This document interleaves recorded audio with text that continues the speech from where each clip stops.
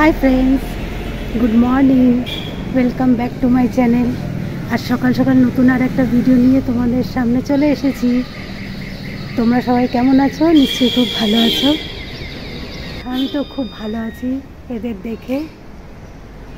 আর আজ যাচ্ছি কঙ্কালীতলায় পুজো দিতে। তোমরা সাথে থেকো, পাশে থাকো, দেখতে থাকো পিপিলিকার ট্রাভেল। শুধু কঙ্কালীতলায় যে দর্শন করবো এমনটা নয়, আজ বীরভূমের অনেক কটা সতীপীঠই দর্শন করব। স্কিপ না করে আমার সাথে থাকো।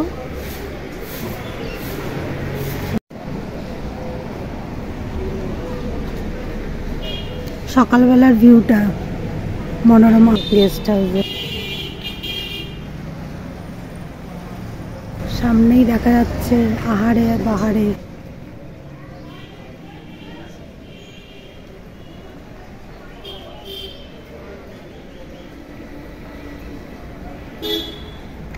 রাতে ফুলগুলো দেখতে পাওনি, সকালবেলা দেখো গার্ডেনটা কত সুন্দর। Manorama guest house.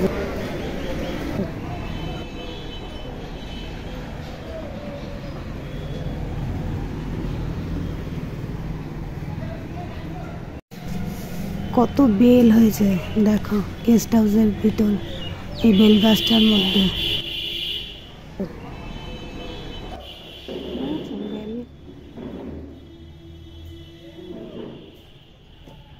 সকালের দিকে গেস্ট হাউসটা ঠিক এরম দেখতে লাগছিল। গতকাল অতটা জার্নি করার পর রাতে ঘুমটা পরিপূর্ণ হয়েছে, তাই একটু ফ্রেশ লাগছে। এখন ওই 7:30 মতন বাজে।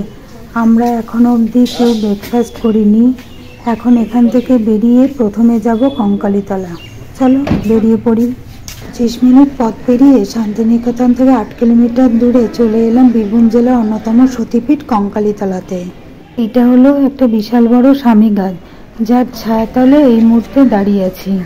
আর এর ঠিক পাশেই রয়েছে বিশাল বড় একটা বটবৃক্ষ। আর এই সামনের মন্দিরটি দেখতে পাচ্ছ, এটিই হলো কাঞ্চীশ্বর মহাদেবের মন্দির। এই যে গাড়ি পার্কিং এর জায়গাও আছে।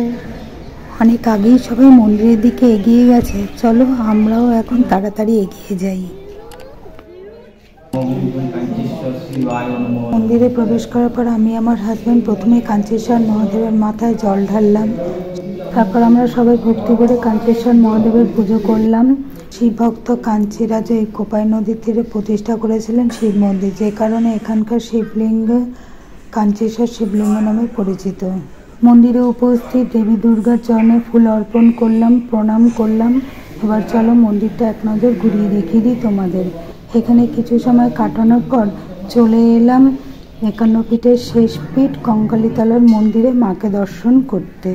আজ 24শে ডিসেম্বর সকাল 9টা বাজে। কঙ্কালীতলায় পুজো দেওয়ার জন্য কি বিশাল ভিড় আর লম্বা লাইন হয়েছে দেখো। এই মন্দিরে দেবীর কোনো মূর্তি নেই। এখানে মাকে নিরাকার রূপে স্বপ্নে পাওয়া শ্মশানকালীর বড় বাঁধানো ছবি সামনে রেখেই পূজা করা হয়। এখানে দেবী দেবগর্ভা নামে পূজিত হন, আর দেবীর ভৈরব হলেন রুরু। চৈত্র সংক্রান্তিতে এখানে 3 দিন ধরে মন্দিরে উৎসব চলে। শোনা যায় কিছু বছর আগে অব্দি খোলা বেদিতেই দেবীর পূজা হতো, আর এই বেদির নিচেই নাকি 108টি নরমুণ্ড পোতা আছে। মায়ের কাছে পুজো দিয়ে ডান দিক থেকে বেরোতেই নজর পড়লো বটবৃক্ষের দিকে। বিশাল বড় শাখা প্রশাখা নিয়ে বিস্তৃত দেখো এই বটবৃক্ষ। বোলপুর আর লাভপুর রোডের উপরে এই সতীপীঠের অবস্থান। 51 পীঠের শেষ পীঠ এই কঙ্কালীতলা। এখানে এই কুণ্ডের জলে সতী মায়ের কাখাল আছে। এই জলটা শান্তির জল বলিতে পারেন, তাই আপনাদের কাছে অনুরোধ, এই কুণ্ডের জলে কেউ হাত পা মুখ ধুইবেন না। এই যে এই সেই কুণ্ডের জল, সতী মায়ের কাখাল পড়েছিল। মন্দিরের ডান দিকে রয়েছে এই সতীকুণ্ড। জনশ্রুতি আছে এই কুণ্ডটির ঈশান কোণে আজও নিমজ্জিত আছে দেবীর কাখাল। এই কুণ্ডের জল এত পবিত্র যে জলে কোনোদিনও পোকা হয় না। এই জল খাওয়ার পর শরীরের অনেক ব্যাধি সেরে যায়। আরও শোনা যায় এই জল পান করার পর অনেক মহিলাই নাকি সন্তান সম্ভবা হয়েছেন। এই কুণ্ডের জলে বেশ কিছু পাথর আছে, যা আসলে দেবী সতী দেহের অংশ বলেই বিশ্বাস করেন ভক্তরা। প্রতি 20 বছর বাদে কুণ্ড থেকে ওই পাথরগুলো তোলা হয়। পূজা হয়ে গেলে ফের তা ডুবিয়ে দেওয়া হয় কুণ্ডের এই জলে। প্রচণ্ড গরমে যখন অনেক পুকুরের জল শুকিয়ে যায়, এই কুণ্ড সেই সময় জলে ভরা থাকে। ভক্তদের বিশ্বাস এই কুণ্ডের সঙ্গে সুড়ঙ্গের মাধ্যমে কোনো নদীর যোগ আছে, সেই কারণে কুণ্ডের জল শুকায় না। অবশ্য সেটা হওয়া অস্বাভাবিক না, কারণ মন্দিরের ঠিক পাশ দিয়েই বয়ে গেছে কোপাই নদী। কুণ্ডের পশ্চিম দিকে 3টি সুড়ঙ্গ পথে কাশী মণিকর্ণিকা ঘাটে নাকি সংযোগ আছে বলে মনে করা হয়। এই কুণ্ডের ঠিক পাশেই রয়েছে ছোট একটা বটগাছ। এখানে দেখো ভক্তরা মোমবাতি ধূপকাঠি জ্বালিয়ে মানত করে গাছের ডালে গিট বেঁধে রেখেছে। চলো একটু মাথায় জল ছিটিয়ে নিই। একটু জল ছিটিয়ে নিলাম। চলো মন্দিরের অন্য সাইডটা তোমাদের একটু ঘুরিয়ে দেখিয়ে দিই। এখানে মন্দিরের ভিতর মেলা বসেছে, সোমেনদা একটু দেখাদেখি করছে। এখানে কঙ্কালী তলায় যে পুজো হচ্ছে, বিশাল লাইন দেখো।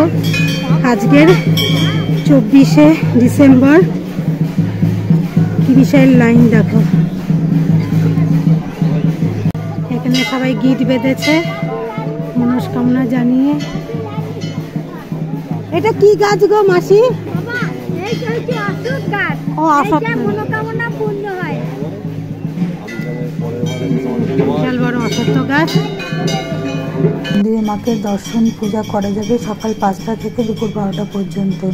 মাঝখানে কিছু সময় মন্দিরের দরজা বন্ধ থাকার পর পুনরায় মন্দিরের দরজা খোলা থাকে দুপুর 3:30 থেকে রাত 8টা অবধি। এখানে দুপুর 12:30 থেকে দুপুর 2টো অবধি ভোগ প্রসাদ বিতরণ করা হয়। পুজো দেওয়ার লাইনে যখন দাঁড়িয়েছিলাম তখন থেকে এখানকার আদিবাসী মহিলাদের গাওয়া পল্লী গীতি বারবার কানে ভেসে ভেসে আসছিল। এর আগে বোলপুর আসা হলেও লোকগীতির তালে তালে সাঁওতালি নাচ দেখার এই অভিজ্ঞতাটা প্রথমবার ছিল আমাদের সবার, তাই কিছুক্ষণ দাঁড়িয়ে এই ব্যাপারটাকে এনজয় করছিলাম।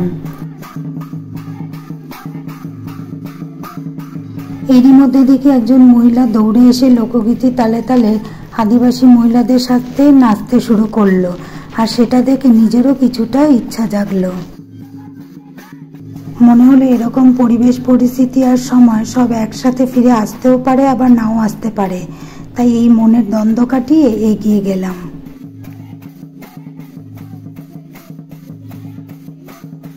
এখনের এই মুহূর্তটা আমার সাথে সাথে তোমরাও এনজয় করো। ভিডিওটা ভালো লাগলে একটা লাইক, শেয়ার, সাবস্ক্রাইব করো। আজ এই অবধি। নেক্সট ভিডিওতে লাভপুরের সতীপীঠ তোমাদের ঘুরিয়ে দেখাবো।